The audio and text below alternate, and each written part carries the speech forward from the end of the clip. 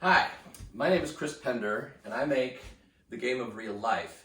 And I'm running this Kickstarter in order to get the Game of Real Life manufactured. I still hand make them, so I want to get them manufactured so I can distribute them. Now, this is one of the rewards that I'm offering, and I'm really excited about it because this is the original Milton Bradley 1860 Game of Life.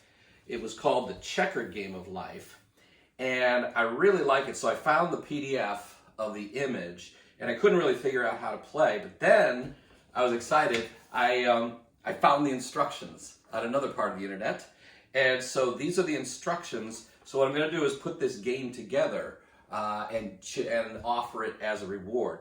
So it also comes with a spinner. I'm just going to use pawns as markers.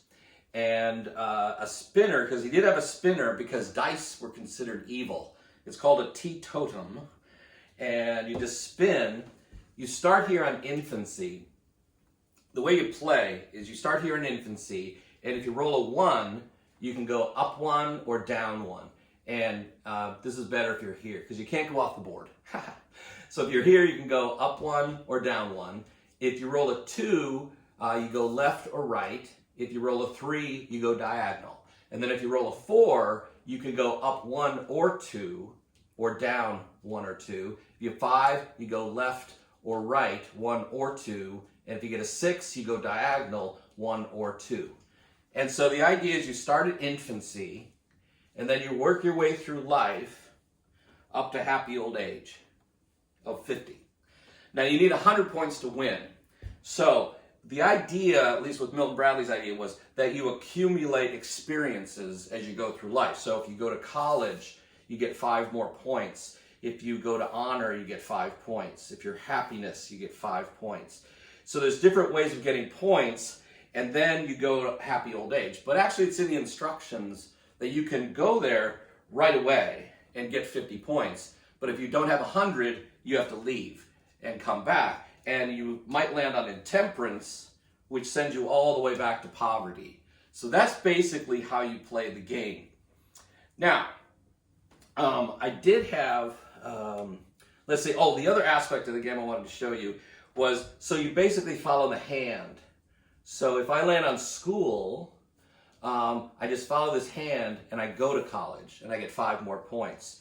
If I land on bravery, I follow the hand and I go to honor, and I get 5 more points. Industry goes to wealth, so I get 10 points, and honesty goes to happiness. And I'm really excited that he had happiness in his game, because that's what my game's all about, is happiness. So I was really excited to find that he had happiness in his game, because my criticism of the 1960s game was that it was all about money, really, and life's not really about money.